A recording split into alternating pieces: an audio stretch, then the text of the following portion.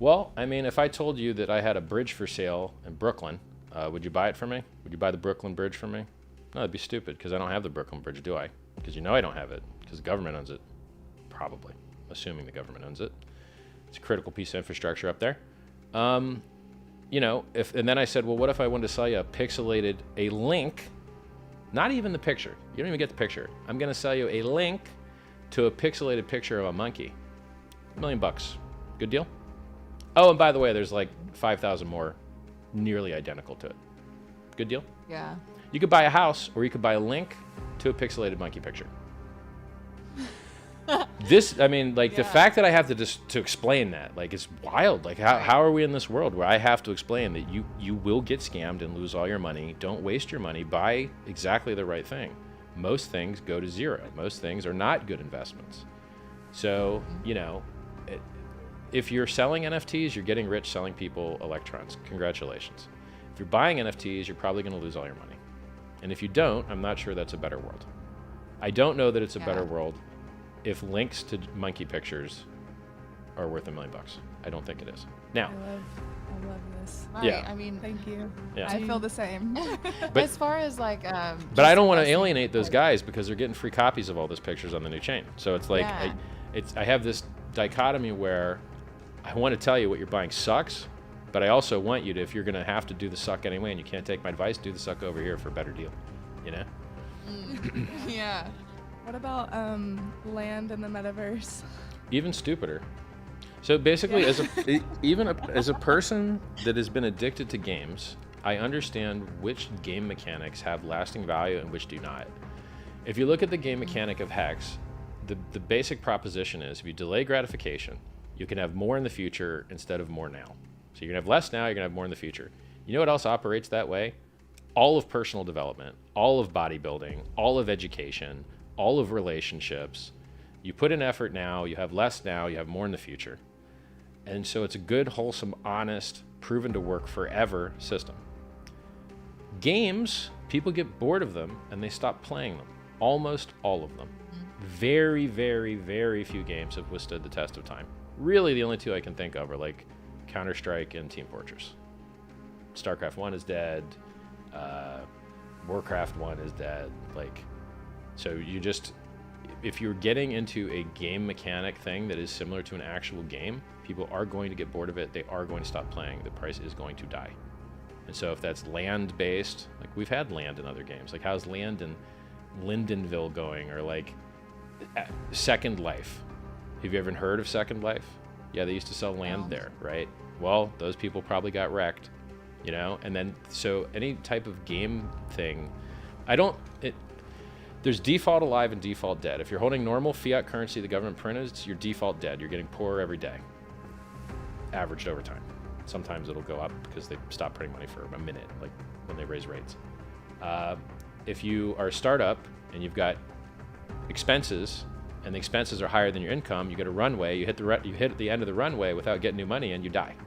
You got to take off before the end of the runway. And so this idea of default live or default dead, it's useful for startup investing, and it's useful for understanding your cryptocurrency investment. If you go to sleep or go into a coma and wake up 10 years later, are you going to be richer now? Or did you have to be watching the charts and wait for the right moment to sell before everyone else, before it goes to zero?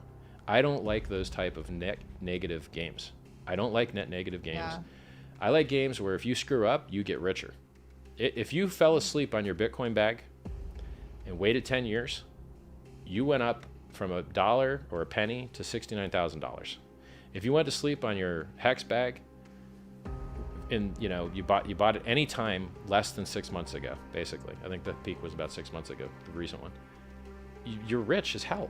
You're way up, massively up, right? It's up 250,000% as we speak. Maybe it's 200,000 from January 5th of 2020.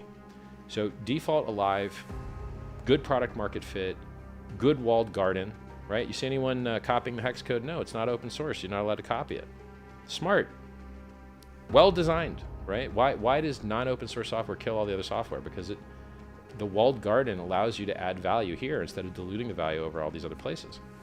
So the network's open source, but the actual contract code is not, which has saved us tons of people getting wrecked on fake copies, you know? People still have tried to make fake copies. They've gone to zero. But they had to do it with their own code, which is harder and slower, and part of the reason why they went to zero, because the codes sucked. But look, I will, if people are unwilling to take my advice to stop doing that, I will build something in that space. Like, I bought the world's largest diamond. It's 555.55 carats. It matches the 5555 longest hex stake that you can make. That's the maximum length and days of a hex stake. So it's like a tribute to the Hexagon community. And I'm going to turn that into an NFT. And if dum-dums want to overpay for it, go ahead. Better you buy my stupid NFT than the other stupid NFTs, right? And then hopefully I'll try and make it better in the ways that it can be, right? Like, I understand what can make an NFT thing better, but I still don't think it's a good use of your money. It's just, it's interesting that I understand not everyone's going to follow my advice. They can't stop doing dumb behaviors, and then I'll try and reduce the harm, but you know, the harm may still be there, right? So like I may have created a margin trading product, even though I'll tell you it's the most destructive thing you could ever do with your life. You'll lose all your money. Don't ever margin trade. Don't even trade. Trading's terrible. There's coins you can buy that you can't sell. They're like fake contracts. Price only goes up, you buy, and then the founder can sell, but you can't. Like, you connect to a website, and then it's a fake website, and you like authorize it, and then it just steals all your coins. Oh, have a fake giveaway. Happens all the time. If you're listening, if you follow me on Instagram, a fake me will message you and try and scam you. I've got a blue check mark next to me, so it helps get rid of those guys a little bit. So, you know, if a fool and his money will be parted very quickly.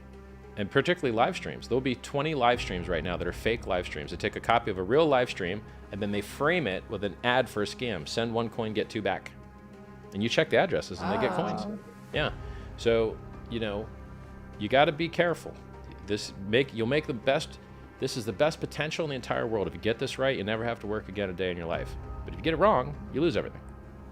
And there's also extreme volatility. There's dips. I mean, Bitcoin's down 60%, Ethereum's down 60%, Hex is down 60%. But Hex has dropped like 80% like 10 times in the years, and it just keeps going up higher. So we're volatile by design. Like, it's okay. But if you buy something that's not supposed to be volatile, like a stable coin is supposed to be $1, and that goes to zero, you're very unhappy. Well, the funny part is they're scamming in the regular world too. They'll scam you out of your normal bank account. They'll send you a fake invoice to your company for stuff you never ordered, and then companies are stupid enough to pay it. They'll tell you there's a Nigerian dude that's got $50 million locked up in customs. He just needs $5 million from you to get it out. I mean, there is no shortage of scams outside of crypto. You know, hey, was Theranos a scam?